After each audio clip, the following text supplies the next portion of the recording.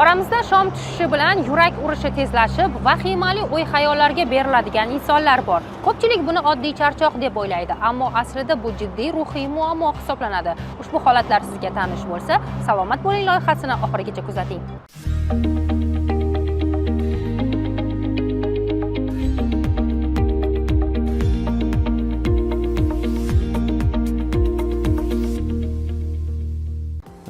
Shom paytdan keyingi umuman qo'rquvlarning paydo bo'lishi tibbiyotda bu fobiya deb nomlanadi. Fobiyani kelib chiqish sababi nima?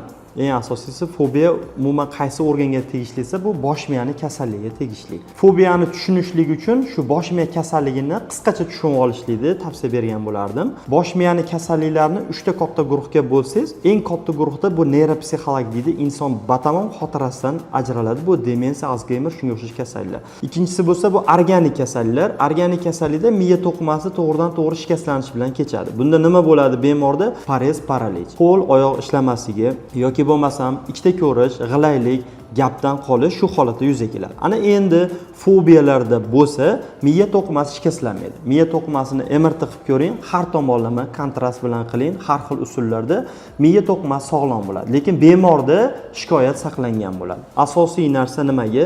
Qo'rquv, xavotir, vahima, betoqatlikka shikoyat bildiradi. Nimaga shu holat qanday kechadi? Ya'ni nima uchun o'z-o'zidan qo'rqadimi yoki qandaydir bir turtki orqali shunaqa holat yuzaga keladi? Albatta. Buni kelib chiqishining asosiy sababi bu stress hisoblanadi.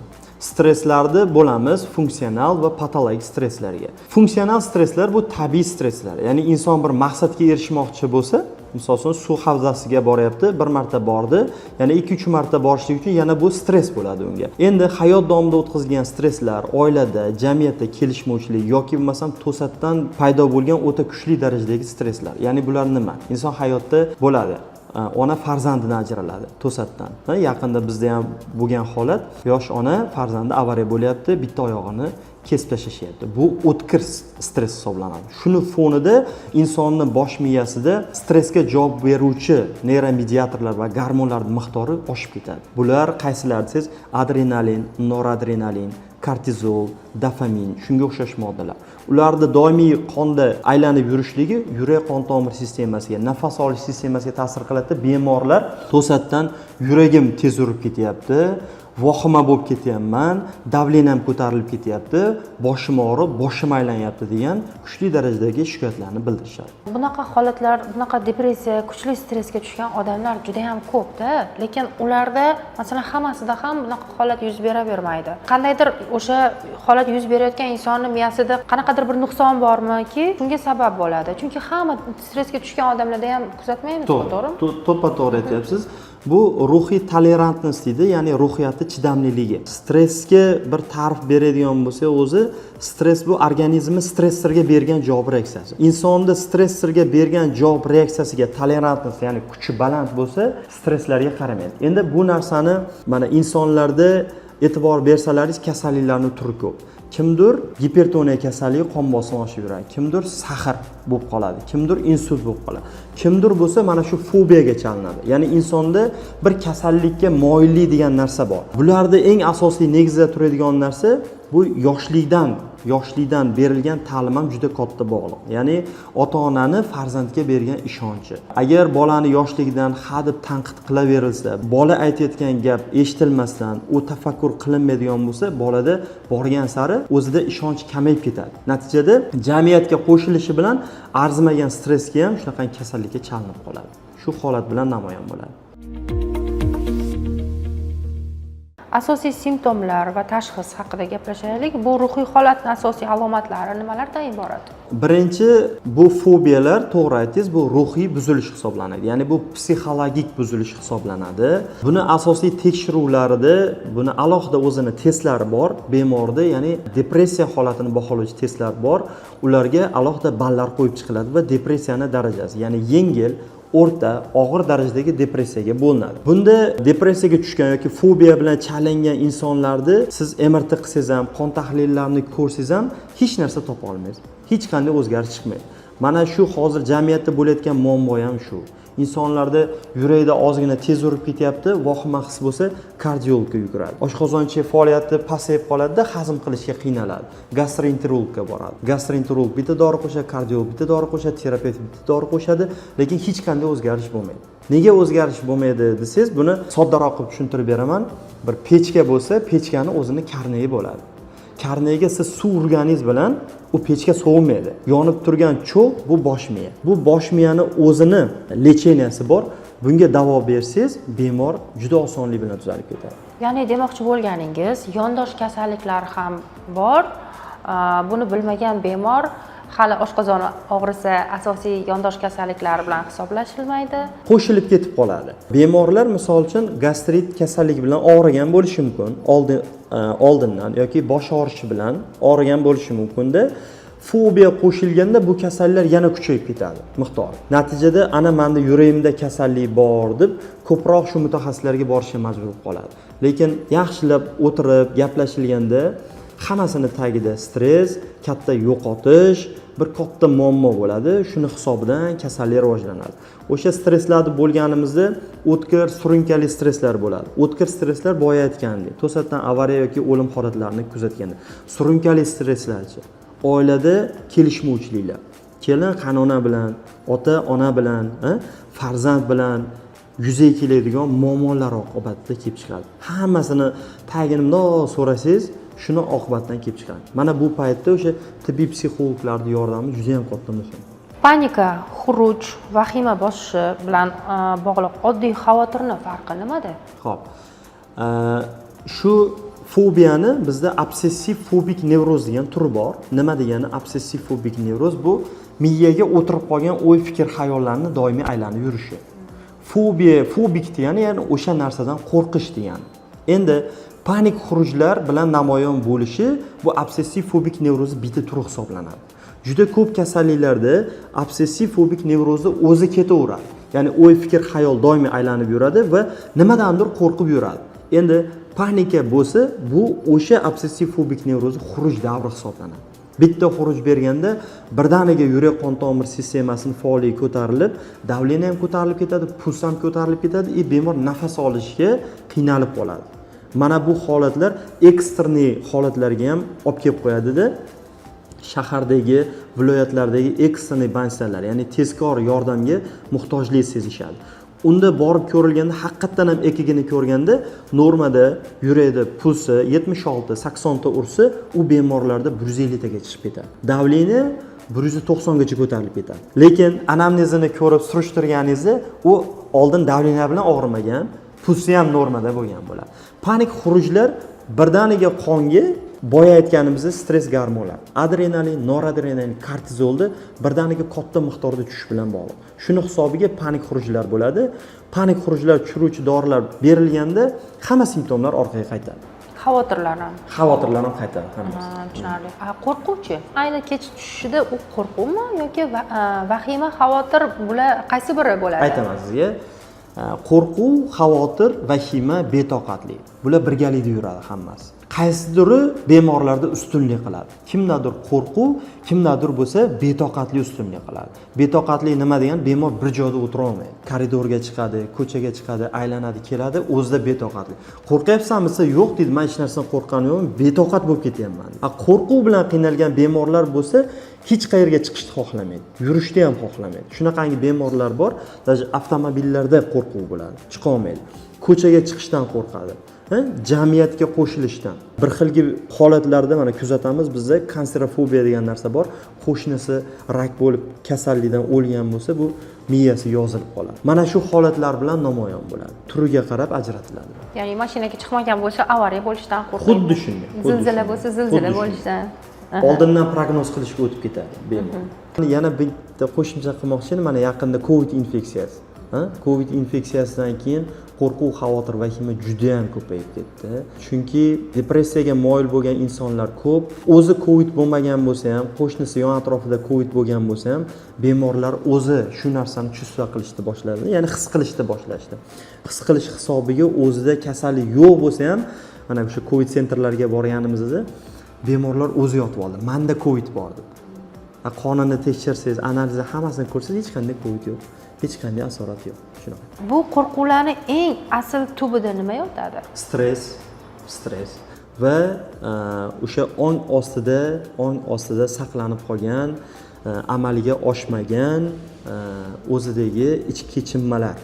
Ya'ni aytmoqchi bo'lgan narsalarni ayta olmasdan, yetishmoqchi bo'lgan narsasiga yetisha olmagan insonlarni shu ong ostida saqlanib qoladi. Bir insonlar bo'ladi-da, introvert deydi buni. Introvertlar nima? Ichiga yutadi bular faqat.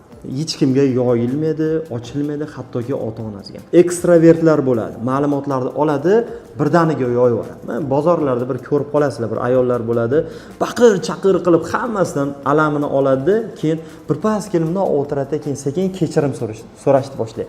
Bular ekstravertlar hisoblanadi.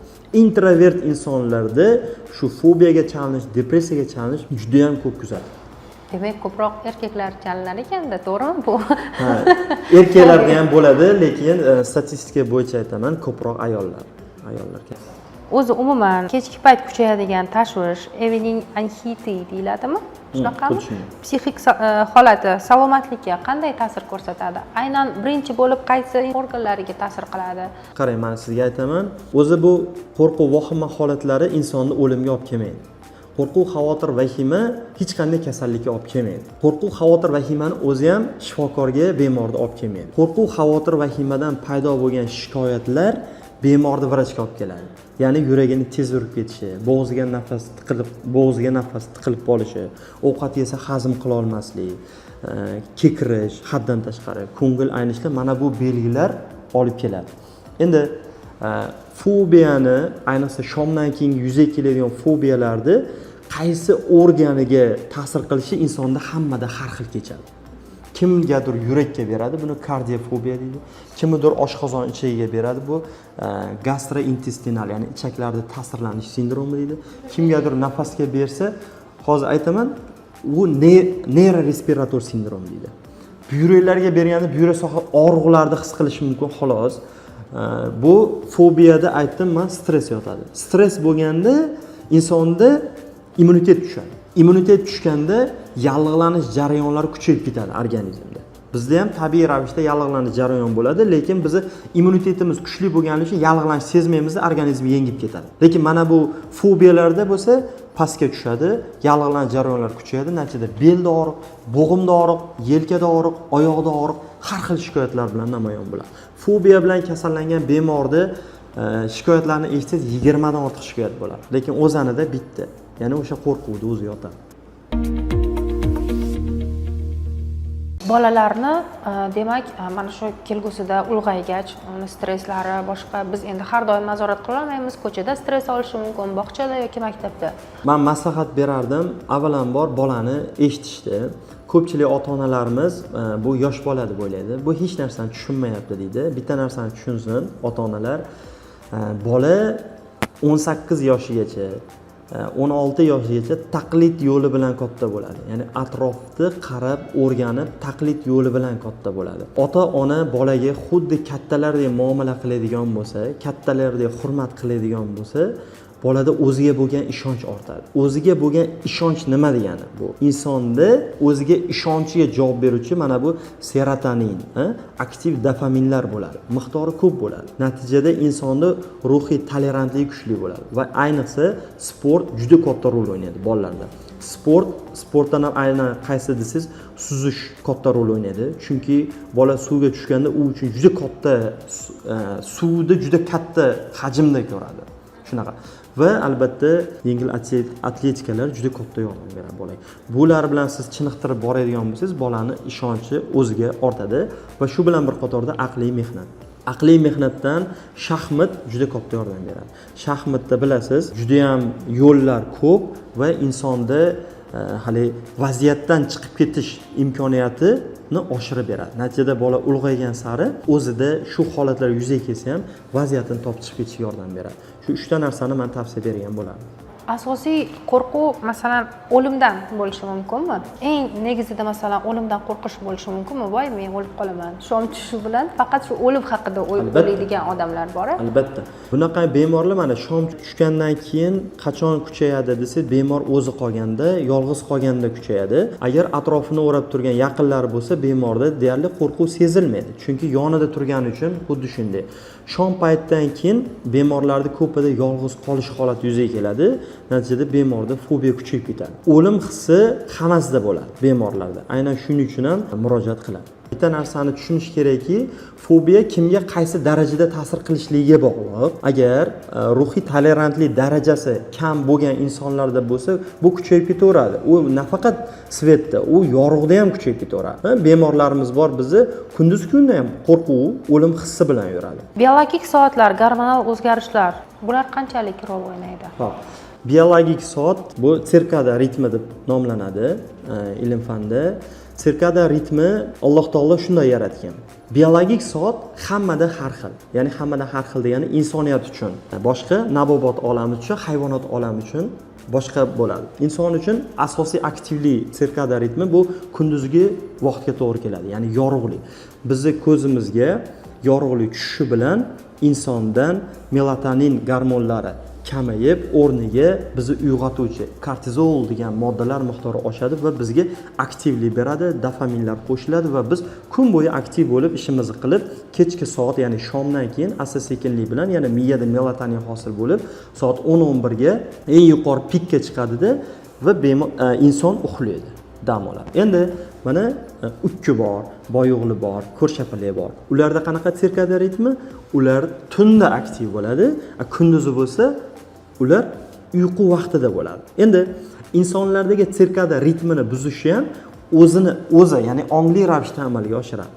Inson uxlash kerakligini biladi 10-11 da, lekin hozirgi paytda mana sun'iy yoritish moslamalarining ko'pligi, kompyuter texnologiyalari rivojlanganligi va asosan kechqurun ishlashga majbur bo'layotganligi hisobiga sirkadian ritmini buzishga olib kelyapti. Sirkadian ritmi buzilgandan keyin bizdagi kunduzgiga xizmat qiluvchi gormonlar miqdori sintezlanmaydi. Ayniqsa somatotrop degan gormon bor. Ayniqsa bu yosh bolalarga, men ko'p ota-onalarga shu narsani aytaman. Somatotrop gormoni o'sish gormoni hisoblanadi. U faqat tunda sintezlanadi. 10, 12, 16, 18 yoshda bu somatotrop gormonlari aktiv bo'ladi. Shu paytda bola telefon o'ynaydi yoki ota-ona o'zi vaqtida uxlamaydi. Natijada nima bo'ladi? Gormonlar faoliyati buziladi. Natijada bola nimjon, kuchsiz, o'ziga bo'lgan ishonch past farzandlar yetishib chiqadi. Endi yosh kattalarda men praktikamdan aytaman. Amerika bilan ko'p ishlaydiganlar bor, bilasizlar. Soati bizni adashmasam 8-10 soatga farq qiladi. Shu bo'yicha bizga ko'p shikoyat bo'lyapti hozirgi paytda. Ular tunda ishlashga majbur bo'lishyapti. Ya'ni kechasi ishlaganda ularda yorug' payti bo'ladi-da, natijada bemorlar kunduz kunda bizga keladi. Doktor, o'zimda aktivlik topa olmayapman, kuch topa olmayapman. Uyqumda halovat yo'q, tinchligim yo'q, sal narsaga asabiylashyapman. O'zimni o'zim qo'rquv, vahimaga tushib qolyapman degan shikoyatlar bildirishadi. Bular hammasi tungi uyqu faoliyatining buzilishi bilan bog'liq. Masalan, inson o'sha shifokor ko'rigiga bormasdan turib ham o'ziga o'zi yordam berib, mana shu qo'rquvdan o'zini o'zi olib chiqib ketishi mumkinmi? Butunlayga. Ya'ni masalan deylik zilziladan yoki shom tushishi bilan qo'rqadigan odam shunchaki o'zini o'sha fikrlashini to'g'rilab qo'yadi. Bemalol chiqib ketsa bo'ladi. Mavzuyimizni boshida aytganimda 3 ta guruh kasallik haqida aytib berdim. Neyropsixologik, organik va psixoemotsional dedik. Neyropsixologikda inson batamon xotirasidan ajraladi. Qarang, juda ham og'ir kasallik bu. Siz o'zingiz yaqinlaringizni eslay olmaysiz, ko'chaga chiqasiz, uyingizni topib kela olmaysiz. Ikkinchisi organik kasalliklar, insultlar. Ko'rasizlar, nogironlik bilan yuradi, qiynalishadi, o'z-o'ziga xizmat qila olmaydi. Og'ir kasallik. Uchinchisi psixoemotsional kasallik. Bu nima? Qo'rquv, xavotir, vahima, betoqatlik. Bu miyaga o'tirib qolgan shunchaki fikrlar bular. Ya'ni insonda bu fikrini mahsuli bu xolos. Noto'g'ri fikrni mahsuli. Qarang, bunda hech qanday nogironlik yo'q. Bu qanaqasiga xavfli kasal bo'lishi mumkin? Bu hali ustingizga chang o'tirib qolsa, bundoq qilsangiz chang tushib ketadi-ku. Bu shunaqangi juda ham yengil kasallik. Buni eng asosiy davolovchi narsa bu insonni o'ziga qo'ygan tartibi hisoblanadi. Ertalab soat 5:30 da yorug' tushyaptimi? Turish kerak edi, albatta sayrga chiqish kerak. 40 minutlik sayr qilish kerak. Buni shukrona sayri desa ham bo'ladi. Inson mana ertalabda turinglarda bitta sayr qilib ko'ringlarda. Uncha odam asabingizni buzolmaydi. Nega? Uyquga to'ygansiz, hamma narsa joyida. Qanaqa qilib siz asabingizni buzish mumkin? Keyin siz tashqariga chiqasiz, tabiatni eshitishni boshlaysiz, qushlarning ovozini eshitishni boshlaysiz. Bir qing'ir, qiyshiq bir daraxt bo'lsa, shuni ichidan bir chiroyli gulini yoki bargini qidirib topasiz. Mana bular insonga nima beradi? Bu kunga tayyorgarlikni beradi. O'sha stressga kunga tayyorlovni beradi. Stressiz hayot o'limga teng, nolga teng. Stressiz hayot bo'lmaydi. Hammada stress bo'ladi. U stressga chidamliligini faqat aql bilan boshqarish kerak xolos. Endi aql bilan mana aytayim, fikrni mahsuli. Buning uchun faqat ilm bilan shug'ullanish kerak. Aynan shu stressdan chiquvchi faktorlarga qarshi kurashishni o'rganish kerak. Ya'ni muammoni oldindan ko'ra bilish va unga yechim berish. Hech qanday insonga stress bermaydi. Yana mutaxassisligini yaxshi bilgan inson hech qachon stressga tushmaydi. Mutaxassisligini yaxshi bilmagan inson albatta stressda yuradi. Chunki u nima bo'lishligini bilmaydi. Ovqatlanish tartibi, agar siz kechqurun ovqatlanganingizda uxlab qolayotgan bo'lsangiz, demak siz noto'g'ri ovqatlanayapsiz. Bu oltin qoida. Yana bitta qaytarib beraman. Agar siz kechqurun yeb yotsangiz, uyqungiz kelib, to'yib, uxlayotgan bo'lsangiz, demak siz noto'g'ri ovqatlanyapsiz. Albatta ta'sir qiladi. Davolash va profilaktika. Bundan qutulish uchun qanday tibbiy yoki psixologik yondashuvlar mavjud? Xo'p, endi davolashga keladigan bo'lsak, buni ajratib olishimiz kerak. Medikamentoz davo bor, ya'ni dori-darmonlar bilan va psixologik davoga ajratishimiz kerak. Medikamentoz davo qachon bizga kerak bo'ladi? Bemorda fobiya holatidan o'zi chiqib keta olmaydi.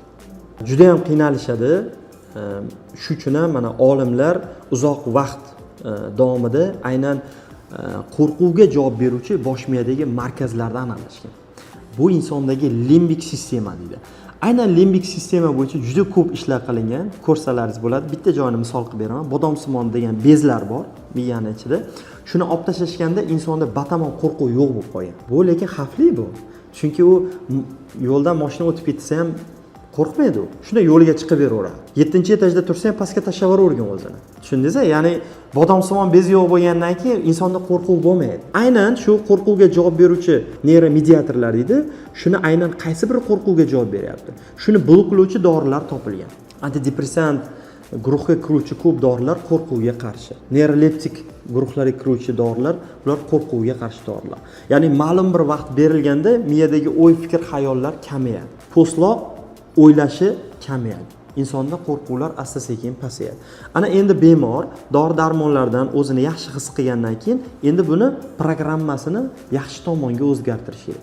Bu yerda tibbiy psixolog oldinga chiqadi. Tibbiy psixologda o'zini testlari bor va o'zini mashqlari bor. Bemor mashqlarni uzluksiz ravishda kam-kamdan uzoq vaqt qilib borsa, albatta bu kasallikdan chiqib ketadi. Demak, psixologik treninglar, Albatta. boshqa uy sharoitidachi o'z-o'zini tinchlantirish uchun qanday mashqlar yoki texnikalar tavsiya Uy sharoitida ayniqsa mana bu panik xurujlarda bemorlarimiz aytadi, doktor o'zimizni qanday qilib bosib olsak bo'ladi deb. Eng zo'r mashqi bu nafas mashqi hisoblanadi. Nafas mashqi qanday bajariladi? 5 sekundli ritmda. 5 sekund davomida bemor chuqur nafas oladi va 5 sekund ushlab turadi. Va yana 5 sekund davomida olgan nafasini qaytaradi. Shu mashqni 8-10 marta takrorlash kerak. Va uxlashdan oldin ham xuddi shu mashqni bajarish tavsiya beriladi bemorga. Endi uy sharoitida ikkinchi olib chiqib ketadigan narsa bu sport hisoblanadi. Yosh katta inson bo'lsa, 45-50 dan oshgan bo'lsa, bu insonlarga yugurish tavsiya bermaymiz, yurishni tavsiya beramiz. 10,000 qadamdan 10,000 qadamgacha 8-10 ming qadam yurish tavsiya beramiz. Yoshlarda bo'lsa yugurish tavsiya beramiz. Nima uchun? Yugurish nima qilib beradi desangiz, bosh miyada yig'ilgan patologik energiyani tanaga o'tkazib yuboradi. Siz tanani qancha qiynasangiz, tana energiya talab qiladi. Energiyani qayerdan oladi? Bosh miyadan oladi. Insondagi biologik energiya ko'chib yuradi. Mana buni isbotini aytaman. Bir olimlar bilan gaplashsangiz, kitob mavzusida gapiradigan bo'lsa, bilasiz, ichiga kirib ketib qoladi. Nega? Kitob o'qigan, asosiy energiya bosh miyaga borgan. Lekin bundoq tana tuzilishiga e'tibor bersangiz, ularning mushaklari chiqmagan bo'ladi. Tanalar, yelkalari keng bo'lmagan bo'ladi. Nega? Asosiy energiya bosh miyaga berilgan. Endi sportsmenlarni oladigan bo'lsangiz, energiya tanada bo'ladi. ozgina gazetadan yoki ilmdan gapirsangiz ko'p ham eshitgisi kelmaydi u narsani. Asosiy energiya bu yoqqa ketgan bo'ladi. Endi mana bu fobiyaga, qo'rquvga uchragan insonlarda patologik energiya bosh miyaga yig'ilib qoladi. Tanani biz qiynasak, tanani majburlasak, uni yugurtirsak, uni charchatsak, energiya boshdan tanaga o'tadi va insonning miyasi tinch, sokin, xotirjam bo'lib qoladi. Bunday holatga duch kelgan odamlar qachon shifokorga murojaat qilishlari kerak aynan? Profilaktika uchun har doim ruxsat berilgan. Oddiy suhbat uchun ham yoki inson har qanaqangi tekshiruvdan o'tmoqchi bo'lsa, mana bemor yuguryapti, kun tartibini joyiga qo'yapti, ovqatlanishini ham joyiga qo'yapti, lekin bemorda baribir qo'rquv, xavotir, vahima hissi uni tark etmayapti. Mana shunda shifokorga murojaat qilsa bo'ladi. Fobiyaga chalingan insonlarda bosh miyasida filtr yaxshi bo'lmaydi. Filtr nima? U ma'lumotlarni kerakli, keraksizga ajratish. E'tibor bering, ozgina bo'lsa ham stress bo'lsa, hamma stressga chalinmaydi-ku. Nima qilaman deydi, shunga asabiylashib deydi, shuni surib o'tib ketaveradi. Lekin fobiyaga chalingan insonlarda ma'lumotlar oqimini boshqara olmasdan qoladi. Ayniqsa bu insonlarda hozir mana bu ommaviy axborot vositalaridan har xil motivatsiyaga doir, dinga doir bo'lgan har xil narsalarni eshitadi, hammasini o'zimda bor deb hisoblaydi. O'zida baryer tizimini shakllantira olmaydi. Natijada bularda yana negativli o'ziga bo'lgan tanqidiy fikr oshib ketaveradi. Shuning uchun ham atrof bilan kam muloqot qilish kerak. O'ziga yaqin, o'zi tushunadigan, ilmli insonlar yoki bo'lmasa mana tibbiy psixologlarga murojaat qilsa, eshitadi, gaplashadi, o'ziga kerakli savollarga javob topadi. Aynan shu kasallikni, juda ham jiddiy kasallik, psixiatrlar buni davolaydi deyishadi. Bu qanchalik to'g'ri? O'zi umuman davolovchi shifokor ekan va zararli odatlar nechog'lik kasallikka turtki bo'ladi? Shifokorning birinchi vazifasi kasallikka to'g'ri tashxis qo'yish.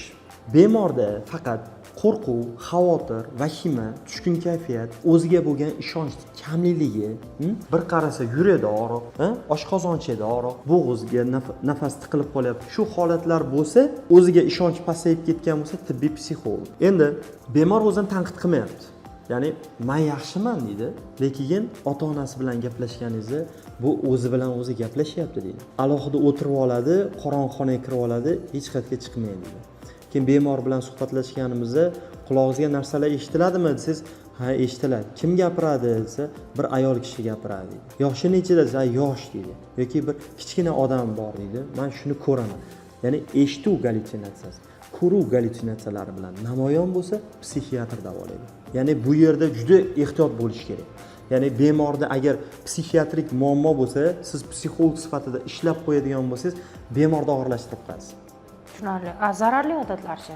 Zararli odatlardan eng asosiysi chekish. Chekish va alkogol mahsulotlari. Nikotin, sigaret tarkibidagi nikotin vositasi bu aynan stressor neyromediatorlar guruhiga kiradi. Nikotinka bizning organizmimizda bor. Organizm bundan o'zini to'g'ri maqsadida ishlatadi.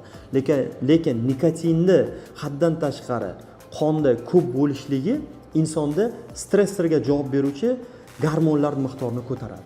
Birinchisi kortizolni oshirib beradi. Kortizol oshganda yurak qon tomir sistemasiga o'zgarish beradi. Ya'ni qon tomirlar torayadi, davleniya oshadi, pul soni oshadi. Kortizollar adrenalinga sezgi bo'lgan retseptorlar sonini oshirib, yurakdagi urushlar sonini ko'paytirib beradi. Bemor to'yib nafas olish hissini tuya olmaydi. Aynan nikotinka shunga javob beradi. Endi alkogol mahsulotlari bo'lsa, aksini ko'rsatadi. Aksi deganda bemorni depressiyaga tushirib qo'yadi. Dastavval alkogolni qabul qilganda bemorda euforiya bo'ladi. Euforiyaga javob beruvchi dopaminlar bor. Ya'ni bular nima deydi? Soxta dopaminlar hisoblanadi. Ichgan paytda 7-osmonda uchadi, maza qiladi, hammasi yuradi. Endi o'zi ichi bo'lgandan keyin yana ishiga chiqish kerak-ku. U paytda dopamin ishlab chiqarib bermaydi. Nega? U kecha ishlatib bo'ldi.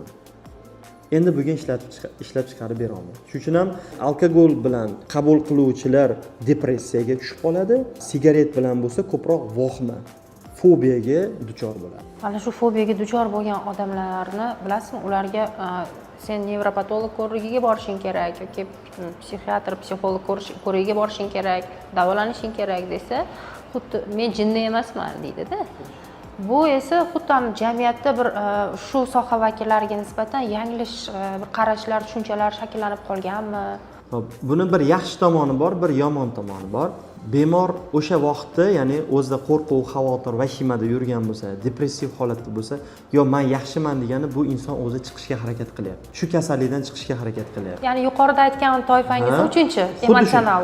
O'zi kurashyapti, lekin atrofdagilari unga nisbatan tanqidiy, ya'ni negativ fikrlarni berish oqibatida o'ziga bo'lgan ishonchi ham yana pasayib ketadi. Mana shu ruhiy salomatlikni saqlash, kechki vahimani yengish bo'yicha eng muhim 3 ta tavsiyangiz nima va asosiy tavsiyangiz? 3 ta tavsiyam birinchi o'rinda ertalabki sayrni tavsiya bergan bo'lardim. Ertalabki sayr 40 minut bo'lishi kerak, hech qanday ortiqcha ma'lumotlarsiz. Ikkinchisi, kuningizni albatta tartibga soling. Ya'ni soat 8 da ishga boraman. Xo'p, ishda nechagacha ishlayman? 3 gacha ishlayman. 3 dan 6 gacha nima qilaman? 6 dan 8 gacha nima qilaman va uyqu vaqti Reja bo'lishi kerak. reja bo'lishi kerak. Bu kunli reja bo'ldi. Uchinchisi oxirgisi mana bu oxir aytganim bu uyquni joyiga qo'yish kerak. Soat 10-11 da uxlang, ertalab 5-6 da turing. Mana shuni o'zi sizda hech qanday stressga ham yo'l qo'ymaydi. Hayotda birovlarning maslahatiga ham muhtojligingiz bo'lmaydi, vrachlarga ham muhtojligingiz bo'lmaydi. O'zingiz xotirjam, tinch, osoyishta yashaysiz. Ruhiy salomatlik jismoniy salomatlik kabi e'tiborga loyiq. O'z his-tuyg'ularingizni inkor etmang, ularni tushuning. Gohida yordam so'rashdan ham uyalmang. Siz yolg'iz emassiz. Salomat bo'ling.